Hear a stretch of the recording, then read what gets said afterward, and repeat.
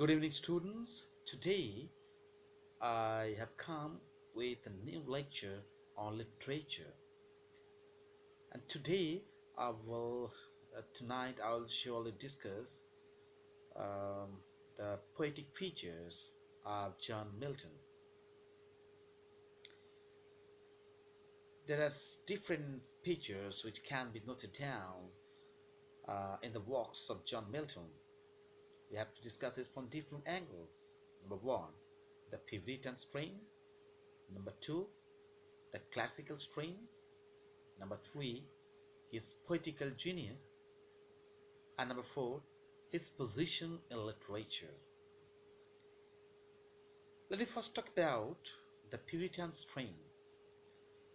Although his life, all through his life, Milton's religious fervor was unshaken. Even his enemies did not deny his sincerity. It is seen even in one of his early sonnets. It reads, "All is, if I have grace to use it so, as ever in my great taskmaster's eye." It persists even to the end, when it runs deeper and darker.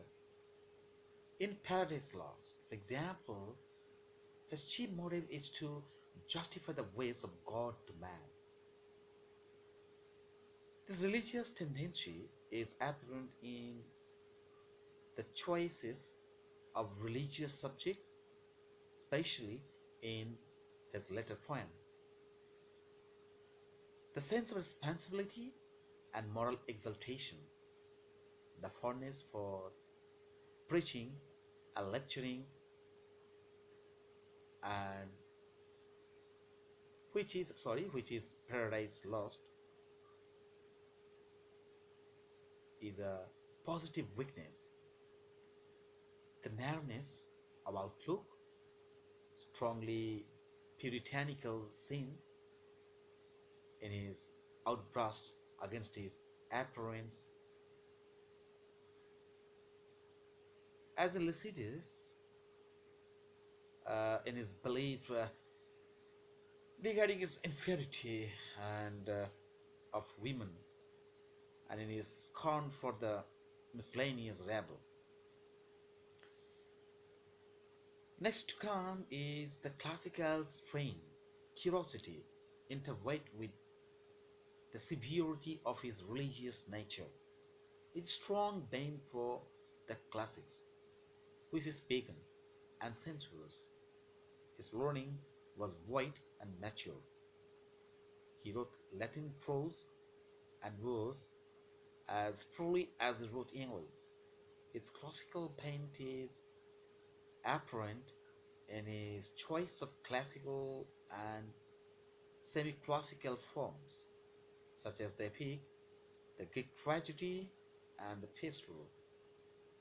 The love of description and enormous similes in Paradise Lost, uh, the fondness of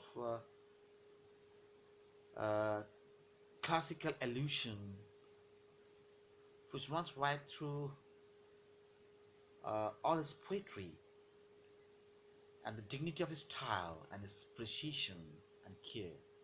His very reason takes a high classical tone. In his blindness, he compares himself with blind Tamaris.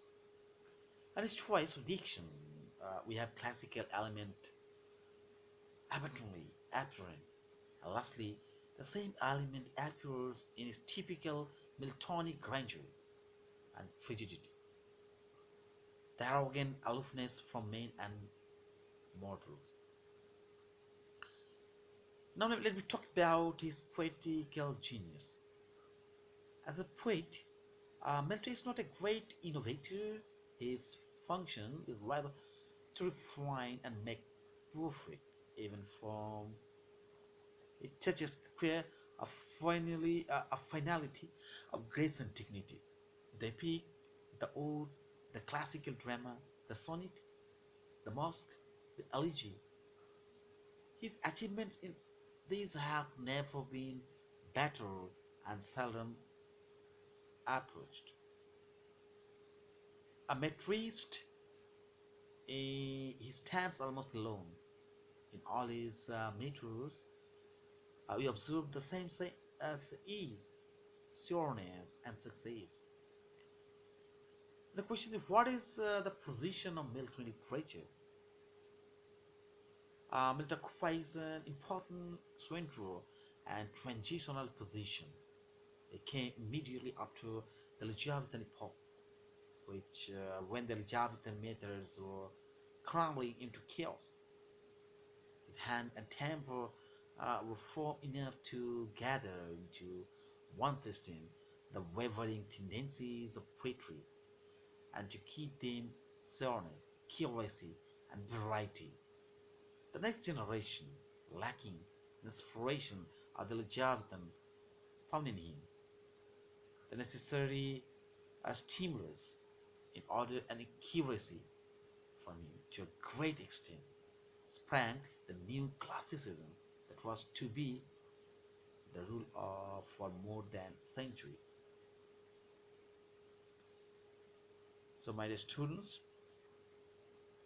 today I've just talked about the position of John Milton in the history of literature, right? I think you have well understood um, the position, the place Milton occupied in the history of English literature. So, next day I will again come back with a new topic for you. So, don't forget to watch my video. Please watch my video and put your valuable comments. Till then, good night. Bye bye.